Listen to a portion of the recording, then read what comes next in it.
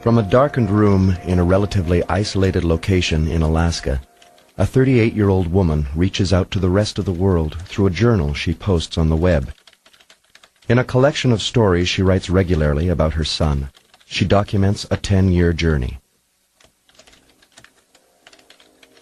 My name is Carone Sturm. I have a background in journalism, which gives me some added benefit in that I've learned how to research a subject, to find answers to questions. Little did I know that one day I'd write a story about my own life and post it on the web. It's a story I feel is important to share. It's really an evolving mystery story. I'm not sure where it's going to end quite yet, but I do know where it began. She had a pretty nice pregnancy, as I recall, maybe some morning sickness, and then went on to have a successful delivery.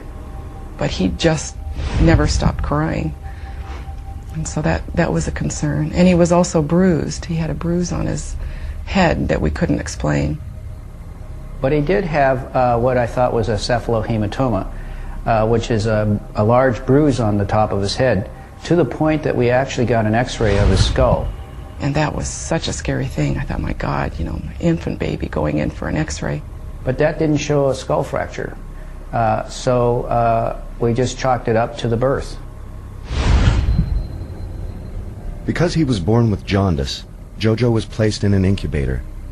Carone noticed he acted differently than her first child did at birth.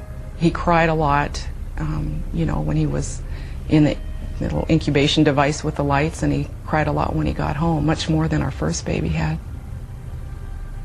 I figured he was just fine, that he was just a fussy baby. About that time we had friends, and I knew a lot of people who were having kids and, talking about what it was like to have a colicky baby. So I assumed it was either that or, he checked out fine with the doctor. So there wasn't really anything specific.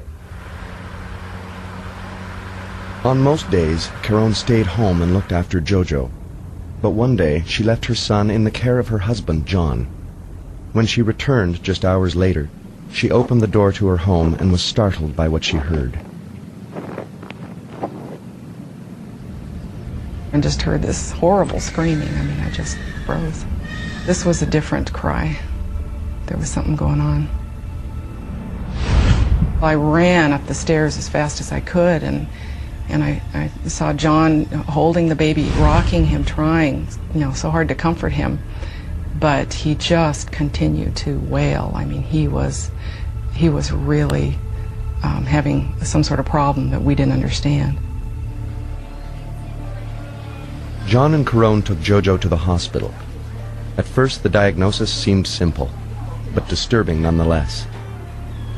Well, she came at around 5 weeks or so when he had a very loud crying episode. And we evaluated him, and it seemed like it was his stomach. The doctor left to write up the orders, and I believe I handed the baby to John, who put him on the table to put him in his warm, coat, as I was putting things in the baby bag. And then I just heard him say, "Look at this." And I turned and saw Jojo laying there on the table with both arms and one leg flailing in the air, and the other leg just laid there, limp. So I raced out of the room, and I said, "Bob," our doctor said, "Come back here, get in here." And he came rushing in, and he looked at the baby, and he looked up at us, and he said, "Who's been watching this child?" We went on and did an x-ray at the hospital, and they discovered that he had a femur fracture, which was unexpected. We could hear him screaming and screaming and screaming, and this went on and on. Oh, it was clear that many of them thought that we had beaten our child. At this point, Carone feared they would be accused of child abuse. This accusation intensified after doctors continued to x-ray Jojo. Subsequent x-rays on that particular day showed that he also had other fractures on the rest of his body. So he looked like, on x-ray, a battered child. He said that he had as many as 4 or 6 fractures. And I mean, that's when the room just started spinning, you know. And he said, I've got to tell you that this looks like a typical case of battered child syndrome. And if it's not that, it's a very rare bone disease that I've never seen in my practice, which is called osteogenesis imperfecta. And I think I knew at that point that there was no question that's what JoJo had. This was the first time the doctors working on JoJo's case had come face to face with osteogenesis imperfecta. For Caron, suddenly all the pieces of the puzzle began to come together. 4 times its normal density. Mm-hmm. Not only did all those pieces fit, you also thought about these things that you did, you know, for instance, putting him in the backpack and pulling his little legs down, and, you know, all of these things, it was, you know, they just kind of rushed through your mind. So, yes, all those pieces made much more sense at that moment. And that explained why he had been so miserable at birth, as he had actually broken his collarbone. The Sturms decide to take JoJo to Seattle for a second opinion. They're scheduled to see Peter Byers, a doctor at the University of Washington Hospital. Oh, great. This is the new gel. It's very light. I'm sure it'll be very difficult to see, but he certainly has something that's unusual there. That'll be, I don't think anybody wants their child to have something that is certainly going to be with them for the entire, you know, for their life. On the other hand, there's an explanation for what's happened. And that explanation gives them the potential and the hope that there is something that can be done. Through DNA analysis, Byers confirmed JoJo had osteogenesis imperfecta. It's very much a mixed blessing in that sense. It means that they're no longer worried that they did something to the child, that they harmed the child by doing something wrong, but instead that the child was susceptible to injury that anybody could have caused, and that it wasn't their fault. It raises the other feelings about where did it come from? You know, did I cause this? Was it that fall down the stairs? Was it that drink I took? Any of the things of that sort that come up? And the answer is no.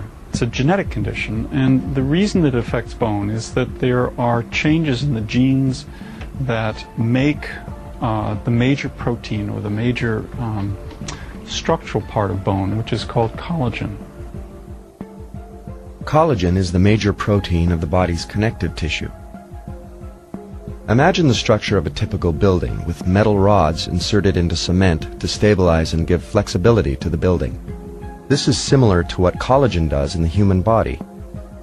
In osteogenesis imperfecta, a person either has less collagen or a poorer quality of collagen than normal, leading to weak bones that fracture easily, often from little or no apparent cause.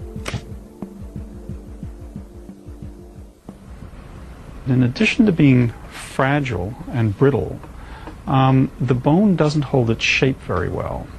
So the legs may be bowed, the arms may be bowed, and just the normal formation of the normal shape of the bones is really quite affected. Sean Stevenson has one of the most severe forms of osteogenesis imperfecta. Even the act of getting out of bed in the morning can be a struggle.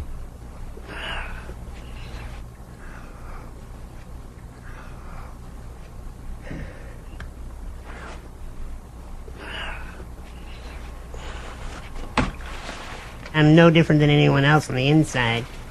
And that really needs to come across right here and right now, that I'm no different than you are. And I think a lot of times we get caught up in this exterior package as if I chose it. The way most people look at it is that it must be grueling, it must be frustrating not being able to do all these things on your own. And I'm sure that there were moments in my life when they were. In the early stages of my life, I felt like so frustrated to have this.